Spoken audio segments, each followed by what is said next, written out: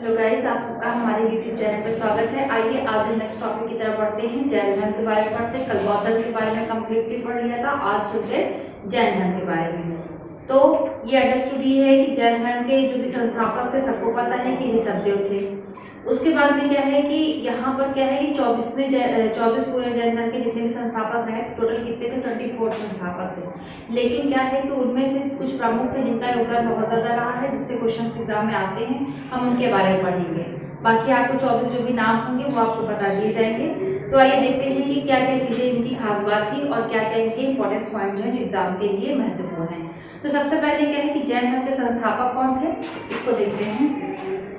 मतलब इसके संस्थापक कौन थे जैन धर्म के? तो आपके आते हैं ऋषभदेव।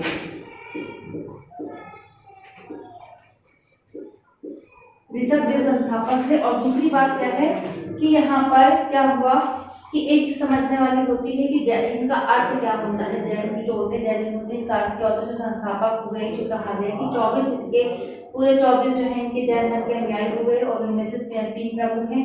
तो इनका कार्य क्या होता था उनको समझते हैं। तो इनका कार्य क्या होता था? जो स्वयं तप करके, यानी कि जो इनको उपाधि दी गई, तीर्थकर का नाम दिया गया तो क्यों दिया गया, उसका अर्थ है जो स्वयं तप करके क्या करते थे, तप के माध्यम से आत्मज्ञान प्राप्त करते थे। मतलब उनको अपना ज्ञान प्राप्त होता था, आत्मज्ञान जो प्राप्त होता था उससे वो क्या करते थे, संसार रूपी जो सागर के संसार है, यानी कि उसको वो ज्ञान प्राप्त करवाने में मदद करते थे। यानी कि जो उनको तपस्या करके ज्ञान की प्राप्ति हुई और जो पता चला परमात्मा से रिलेटेड जो भी बातें, जो भी उनको चीजें, उनको ज्ञान प्राप्त हुआ, वो सारी चीजें क्या हुआ, संसार रूपी जो भी चीजें हैं, वस्तुएं हैं, लोग हैं, मनुष्य हैं, उनको अपना ज्ञान प्रदान किए। तो यही इनका कार्य था, जिसके कारण ये क्या कहलाए, तीर्थकर कहलाने लगे थे। तो अब आइए देखते हैं कि इनके जो भी तीर्थकर पूरे कितने बताए गए जैन धर्म के। पूरे टोटल तीर्थकर जो भी बताया गया है कि कितने हैं, 24 हैं। लेकिन इनमें से प्रमुख कितने हैं? प्रमुख 3 बताए गए हैं। तो जिनसे क्या है कि क्वेश्चंस जो हैं फंसते हैं। प्रमुख तीर्थकर कितने हो गए आपके? 3। जिनसे क्या है कि एग्जाम में क्वेश्चन आएगा तो उसके बारे में देखते हैं। कितने हैं? 3। तो सबसे पहला हम देखेंगे, पहले कौन थे? जैसे कि यहीं से समझ में आ रहा है कि संस्थापक की बात की गई तो ऋषभदेव संस्थापक थे, तो पहले कौन हो जाएंगे? ऋषभदेव ही माने जाएंगे। और इनके प्रतीक चिन्ह भी पूछ लेते हैं। तो यहाँ पर क्या होगा, संस्थापक पहले सबसे पहले कौन से आ जाएंगे? आपके ऋषभदेव। और फिर उसके बाद में क्या हो जाएगा, प्रतीक चिन्ह की बात की जाए यहाँ पे तो प्रतीक चिन्ह क्या है इनका? सांड है था।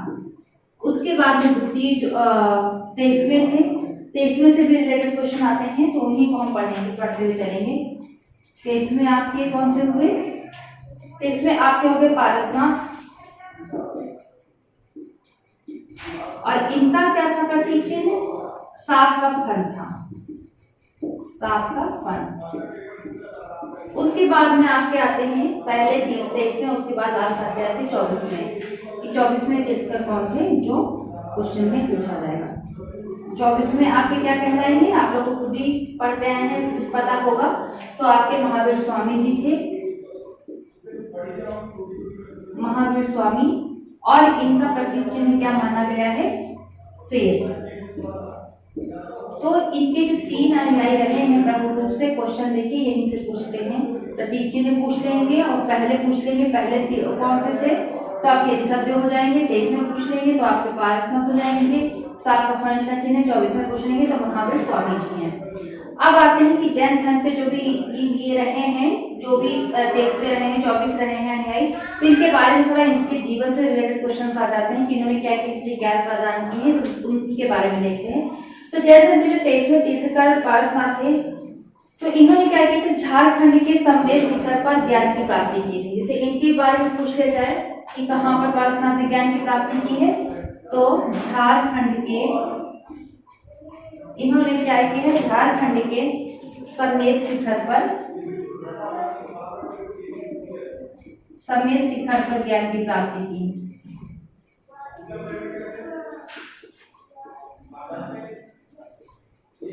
समवेत शिखर पर ज्ञान की प्राप्ति की। उसके बाद में क्या है कि ज्ञान प्राप्ति के बाद इन्होंने क्या किया है? 4 नियम बताए हैं। जब इनको ज्ञान प्राप्ति होगी तो उसके पश्चात क्या किया इन्होंने? 4 नियमों को बताया। 4 नियमों को बताया। नियम सुनते आए होंगे आप लोग, पढ़ते आए होंगे। पहला क्या हो जाएगा कि आपका, जैसे एक चीज और है कि जो ये नियम था इनका नाम क्या था, नाम दिया गया है चतुरायन, चतुरायन धर्म का नाम दिया गया। और नियम क्या होंगे, सीधी सी बात वही है, चोरी ना करना, हिंसा ना करना, और क्या रहेगा, सदा सत्य बोलना, चोरी ना करना और संपत्ति ना रखना, यही सारे इनके नियम आ जाएंगे। तो आइए देखते हैं। सबसे पहले आपका क्या आ जाएगा, हिंसा ना करना, हिंसा ना करना। उसके बाद में सेकंड आ जाएगा आपका सदा सत्य बोलना, और क्या आ जाएगा, चोरी ना करना, ये चोरी ना करना। और आपका आ जाएगा लास्ट कि संपत्ति न रखना, बिना संपत्ति के, बताइए आजकल संभव है कोई चीज, संपत्ति न रखना। तो इन्होंने क्या किया है, चार जिनको ज्ञान की प्राप्ति हुई, इन्होंने चार ज्ञान क्या हुआ समाज में बताया, जो भी बताया गया है अभी भी, कि इन लोगों का कार्य यही होता था कि तपस्या करके आत्मज्ञान प्राप्त करना, उसके बाद में क्या हो, उसी ज्ञान को जो है समाज तक पहुंचाना, समाज रूपी जो भी मानव है वहां तक ये चीजें पहुंचाना। तो इन्होंने चार प्रकार की बातें बताई जो इनको ज्ञान की प्राप्ति हुई, जो क्या कहलाया था, चतुरायन कहलाया था। फिर उसके बाद में क्या होगा कि इनके अगर ये पूछ लिया जाता है कि इनके पहले ही कब महावीर स्वामी से कब तक पहले हुए थे, तो लगभग 2.5 वर्ष ही सबको पहले की बात की गई थी लगभग। ये तो ठीक है, आप लोग सुन के ही समझ लीजिए 2.5 वर्ष पहले। अब आते हैं हम लोग जैन धर्म के 24वें तीर्थंकर के बारे में कुछ चीजें जानते हैं, जो कि कौन थे, महावीर स्वामी जी थे। तो ये रफ कर रहे हैं अभी, इनकी कुछ खास बातें समझते हैं क्या क्या चीजें थी।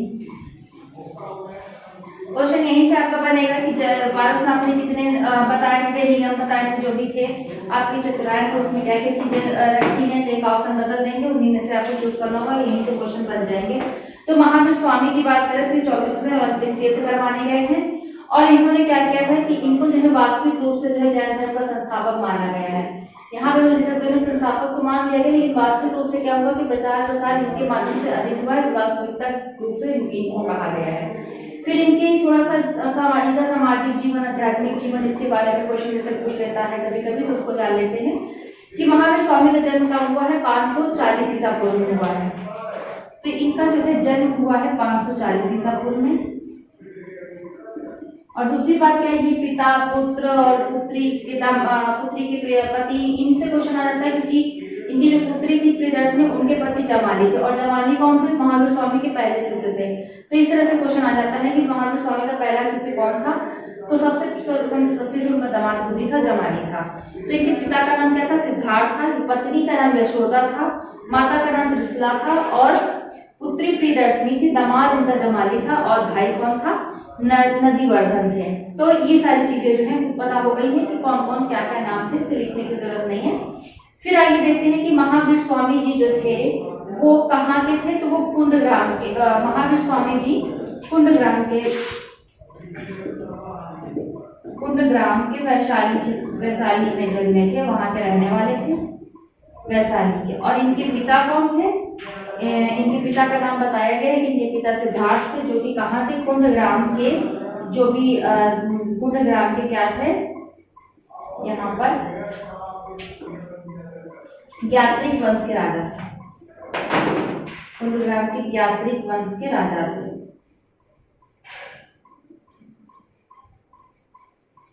कुंडग्राम के ज्ञात्रिक वंश के राजा थे इनके पिता जो थे, कौन, सिद्धार्थ जी। पता चल रहा होगा कि क्या चीज लिखी गई है, देखते हैं। सिद्धार्थ जी यानी कि इनके पिता कुंडग्राम के ज्ञात्रिक वंश के राजा थे। फिर क्या आता है कि महावीर स्वामी के बचपन का नाम पूछा जाता है, तो बचपन के नाम इनका महावीर स्वामी का क्या था, वर्धमान था। तो ये भी पूछ लिया जाएगा कि बचपन का नाम क्या है, वर्धमान। जिस प्रकार से गौतम बुद्ध का बचपन का नाम पूछ लिया जाता है, उस प्रकार इनका भी पूछ लिया जाता है। अब इनके आध्यात्मिक जीवन से रिलेटेड कुछ चीजें आती हैं कि जैसे क्या है कि महावीर स्वामी जो है 30 वर्ष की उम्र में ही माता पिता की मृत्यु की जब हो जाती है, तो 30 वर्ष के होते हैं, उसके पश्चात ये क्या करते हैं कि अपने बड़े भाई नंदीवर्धन से जो है अनुमति लेकर के क्या करते हैं, संन्यास की ओर बढ़ जाते हैं। और संन्यास के लिए क्या कहते हैं, 12 वर्ष तक कठिन तपस्या करते हैं, और तपस्या करते हुए साल वृक्ष के नीचे जो है इनको ज्ञान की प्राप्ति होती है, जो कि क्या है, जो पालिका नदी के किनारे थे। तो इनको क्या हुआ कि साल गज के नीचे तपस्या करते हुए ज्ञान की प्राप्ति हुई, और उस ज्ञान की प्राप्ति को क्या कहा गया है? केवल। कहाँ पे ज्ञान की प्राप्ति हुई इनको? साल गज के नीचे। साल गज के नीचे ज्ञान की प्राप्ति हुई, और उस ज्ञान की प्राप्ति को क्या कहा गया? केवल की प्राप्ति कर लिया, यानी कि आत्मज्ञान की प्राप्ति इनको हो गई। उसके बाद में क्या हुआ कि इन्होंने क्या किया है कि इसी समय महावीर स्वामी ने क्या किया? आहट पूज्य निर्गत बंधनहीन जिन विजेता कहलाए थे, वही मान लीजिए कि जिन विजेता कहलाएंगे, जब ज्ञान की प्राप्ति हो जाएगी तो एक तरह से ये मोक्ष की प्राप्ति की तरफ बढ़ गए। उसके बाद में क्या हुआ कि मृत्यु जब हुई तभी निर्वाण की प्राप्ति हुई, यानी कि जन्म मरण से मुक्ति मिलती है। लेकिन क्या हुआ कि जब इतना ज्ञान प्राप्त हो गया है तो यहीं पर से ही क्या हो जाएगा कि इनको आहट पूज्य निर्गत बंधनहीन जिन विजेता, ये सब तो उपाधियां ऑटोमेटिक ही मिल जाएंगी कि भाई इन लोगों को इतना ज्ञान ही प्राप्त हो चुका था। और दूसरी बात क्या है कि महावीर स्वामी ने जो है आपने जो भी उपदेश दिया है किस लैंग्वेज में दिया है, किस भाषा में दिया है, ये क्वेश्चन भी बनता है यहाँ से। तो इसका भी चीजें ध्यान देना है कि उपदेश इनके किस भाषा में थे? प्राकृत भाषा में थे। जिस प्रकार से आप बौद्ध धर्म में पढ़ रहे थे कि किस भाषा में उपदेश दिए हैं, पाली भाषा, उसी प्रकार से यहाँ पर क्या रहेगा? प्राकृत भाषा। तो ये चीजें ध्यान में रखेंगे कि कौन सी भाषा कहाँ पर प्रयोग में लाई गई है, तो इनको आप लोग को बहुत ध्यान से पढ़ना है। फिर आता है कि इन्होंने अपना पहला उपदेश कहाँ दिया है महावीर स्वामी ने? तो इन्होंने अपना पहला उपदेश कहाँ दिया है? राजगीर में दिया है। राजगीर में क्या किया है?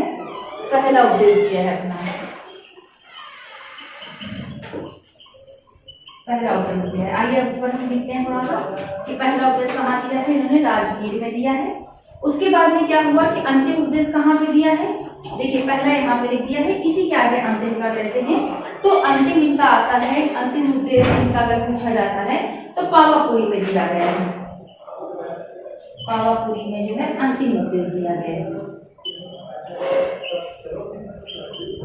ठीक है, इतनी चीज समझ में आ गई। प्रथम उपदेश पहला राजगीर में, और अंतिम उपदेश आपका कहाँ आ रहा है? पावापुरी में आ रहा है। उसके बाद में क्या है कि इन्होंने क्या किया है कि इनके जो हमने पहले बोला कि इनके जो थे दामाद थे, जमाली थे, जो कि इनके कौन? भिक्षुक, यानी कि शिक्षा प्राप्त करने वाले कौन क्या कहलाते थे? भिक्षुक कहलाते थे। तो वहां पर क्या था कि पहले सबसे पहले भिक्षुक इनके कौन बने? इनके दामाद जमाली बने थे। तो यहाँ पे जमाली को जब इन्होंने उपदेश दिया, महावीर स्वामी ने जब उपदेश दिया था, तो इन्होंने क्या किया? ज्ञान प्राप्ति के बाद तो इनको क्या कहा गया? पंचायन धर्म। इन्होंने क्या कहा? पंचायन धर्म की स्थापना दिया, और इसमें क्या था?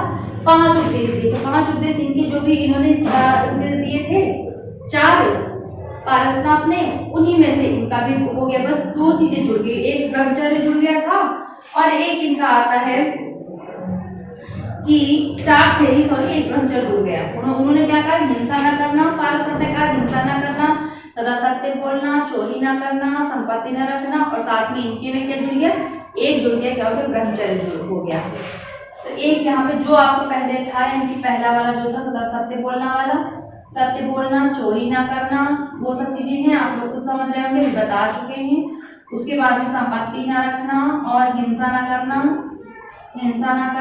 और उसके बाद में 5वां कौन सा जुड़ गया है? ब्रह्मचर्य। यही 5वां जुड़ जाता है। तो यही इनके अंतर्गत आता था कि मतलब इनके जीवन से रिलेटेड जो भी क्वेश्चन थे वो हो गए। उसके बाद में क्या होता है कि इन्होंने महावीर स्वामी ने क्या किया? त्रिरत्न के भी दिए थे, जिसमें क्या क्या थे कि सम्यक दर्शन, सम्यक ज्ञान और सम्यक आचरण। त्रिरत्न पूछ लिया जाता है कि त्रिरत्न क्या क्या चीजें थी, किसने दिया था? महावीर स्वामी ने। तो यहाँ पर आ जाएगा सम्यक ज्ञान, सम्यक दर्शन और सम्यक आचरण। यहाँ पे यानी कि आचरण, ये चीजें आ जाएंगी। अब आइए देखते हैं कि यहाँ पर कि महावीर स्वामी ने ये चीजें त्रिरत्न दी है। उसके बाद में जैन धर्म में ईश्वर की मान्यता नहीं है। यहाँ पर ध्यान देंगे कि जैन धर्म में ईश्वर की मान्यता नहीं है, लेकिन क्या है कि आत्मा के लोग मानते हैं और पुनर्जन्म को भी मानते हैं। यानी कि आज में जीते हैं, कल के लिए लोग नहीं सोचते हैं। तो उसमें क्या है कि आत्मा को मानते हैं और मूर्ति पूजा और कर्म कांडों को ये नहीं मानते हैं। फिर इसके बाद क्या पुनर्जन्म को ही मानते हैं, और उसके बाद में क्या है पुनर्जन्म का सबसे बड़ा कारण है, किसको मानते हैं पुनर्जन्म का सबसे बड़ा कारण आत्मा को ही मानते हैं, यानी कि भगवान रूपी कोई भी चीज को ये लोग नहीं मानते, नहीं एक्सेप्ट करते हैं। फिर क्या होता है कि 72 वर्ष की आयु में इनकी मृत्यु हो जाती है, जिसको क्या क्या नाम दिया गया, निर्वाण कहा गया। जैसे कि बौद्ध जी के भी क्वेश्चन पूछ लिया था कि किस वर्ष में इनकी मृत्यु हुई, कितनी उम्र थी उनकी, वो हो जाता है 80 वर्ष की में। और इनका भी पूछ लेते हैं कि इस वर्ष कितनी उम्र थी जब महावीर स्वामी की मृत्यु हुई, तो आपकी 72 वर्ष में हुई थी। तो सीधी सी बात है, यहाँ पे लिख लेंगे 72 वर्ष की उम्र में, 72 वर्ष की उम्र में जो है इनकी मृत्यु हो गई। ठीक है, अब यहाँ पे कुछ पॉइंट्स और समझेंगे इनके, इतना ही वैसे सब सफिशिएंट है। उसके बाद में क्या है कि जो मृत्यु हुई है उसका ईयर इनका था 468 ईसा पूर्व, और क्या है कि वो कहलाई क्या है कि जो उनकी मृत्यु हुई क्या कहले निर्वाण, यानी कि है एक रूप से पूरी रूप से मोक्ष की प्राप्ति करना, लेकिन क्या है कि अलग अलग धर्मों में अलग अलग नामों से इनको जाना गया है। और हुई कहाँ थी, बिहार के पावापुरी, यानी कि अंतिम उपदेश की बात आई थी। और अंतिम उपदेश हमने यहाँ लिखा है कि अंतिम उपदेश दिया पावापुरी में, भी जो कहाँ पड़ता है बिहार में पड़ता है, वहीं पे जाके इनकी मृत्यु हो गई है। फिर उसके बाद में क्या आता है कि यहीं से कुछ चीजें जुड़ती हैं, मौर्य काल से भी जुड़ती हैं कि 12 वर्ष तक क्या होता है, इसी की बात तुरंत आता है कि 12 वर्ष तक मौर्य काल में भी क्या हुआ अकाल पड़ जाता है, जिससे क्या होता है कि वहाँ के लोग क्या करते हैं दक्षिण में जाकर के शरण लेते हैं, दक्षिण भारत चले जाते हैं। और वहां पर क्या करते हैं दक्षिण भारत में, यानी कि कर्नाटक इनके अनुयायी जो होते हैं चले गए।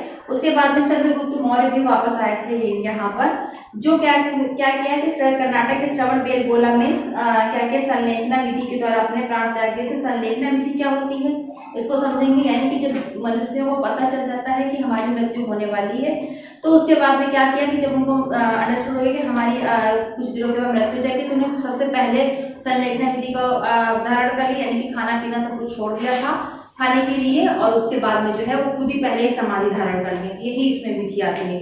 फिर क्या होता है कि जैन धर्म के प्रचार प्रसार के लिए दो समितियां बनाई गई थी इसके लिए, आइए उसको समझते हैं। तो उसमें जो दो समितियां थी उनको देखते हैं। एक तो आपका आता है समितियां, इसमें एक दिगंबर और दूसरा सितंबर आते हैं। देखिए दिगंबर सितंबर की भी बात बहुत होती है कि जैन में होते हैं दिगंबर वाले कौन से और सितंबर वाले कौन से, और क्या क्या स्टेप्स होते हैं इनके फॉलो करने का, क्या क्या इनके जो विशेषताएं होती हैं। आइए समझते हैं।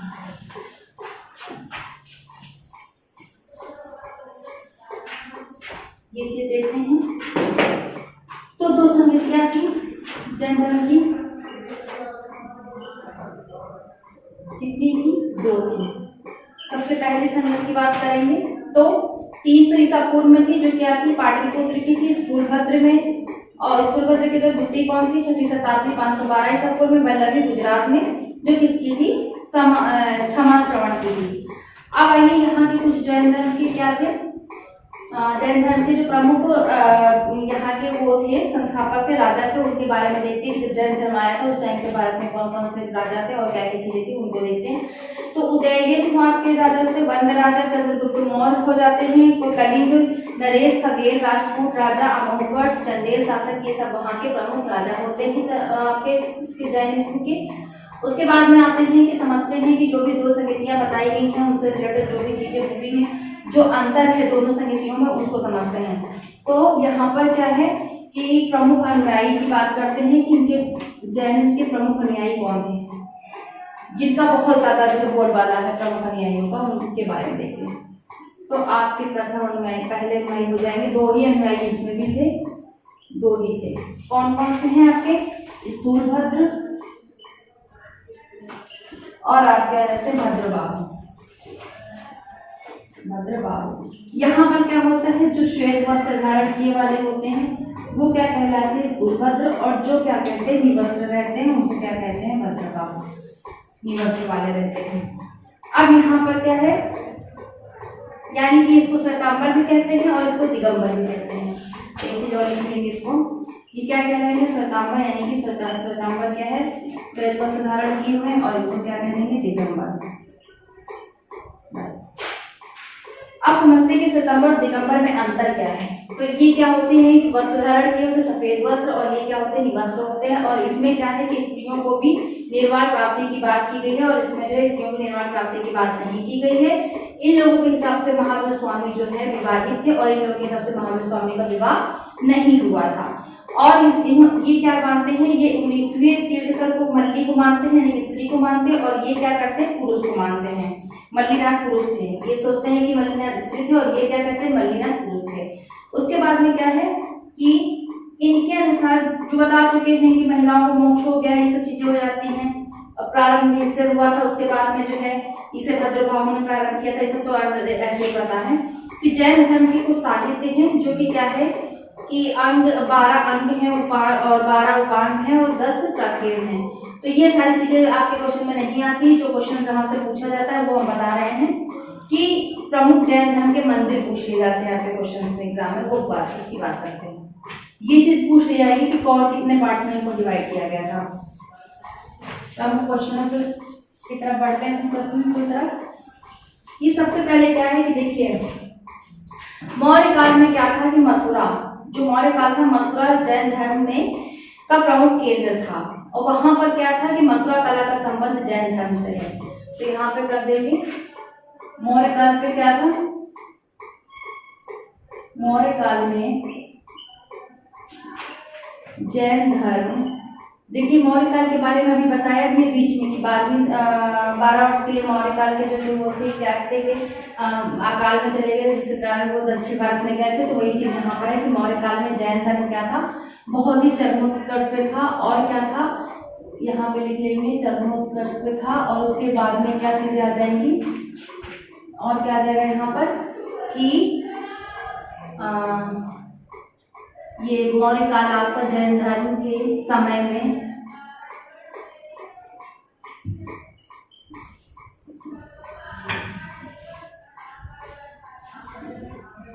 बहुत अधिक प्रचलित था। और क्या है कि मथुरा की जो कला थी वो जैन धर्म से रिलेटेड है,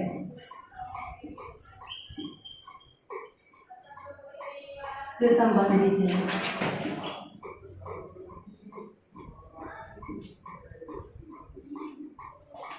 फिर आइए नेक्स्ट क्वेश्चन की तरफ पढ़ते हैं कि राजस्थान के जो माउंट आबू में दिलवाड़ा के प्रसिद्ध जैन मंदिर है। तो यहाँ पे क्या है कि जैन धर्म के जो भी मंदिर थे जो उस समय प्रचलित थे, उनसे जो क्वेश्चंस बन रहे हैं।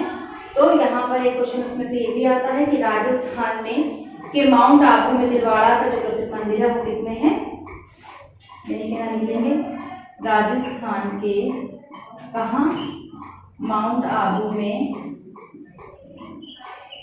कौन सा दिलवाड़ा मंदिर जो है किससे संबंधित है, आपका जैन धर्म से संबंधित है।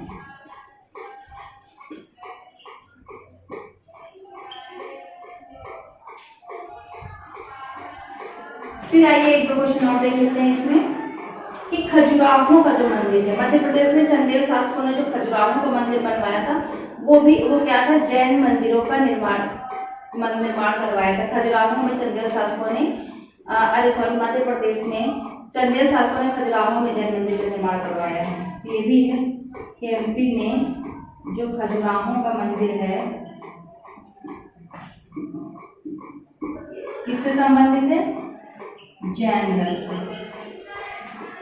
धर्म से संबंधित है।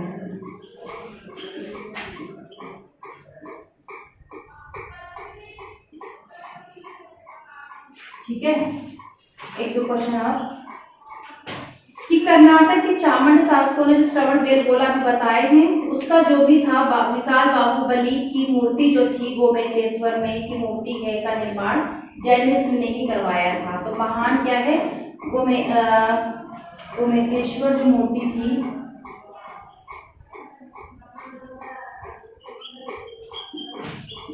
गोमेतेश्वर जो मूर्ति है उसका निर्माण किसने करवाया है, जैन धर्म से हुआ है।